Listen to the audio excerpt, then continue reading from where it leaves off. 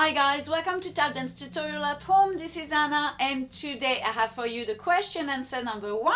I'm gonna use Drum Genius and I'm gonna use the rhythm Funky number 4 at 86 BPM. The idea is that I do 1, 2, 3, 4 and then you answer 1, 2, 3, 4. So you copy me. You don't know still what I'm gonna do. You will have to catch it very quick and to answer straight. So 4 beats for me, 1, 2, 3, 4, then your turn, 1, 2, 3, 4. All right, so in this case the answer will be the same as the question. Okay, let's do it.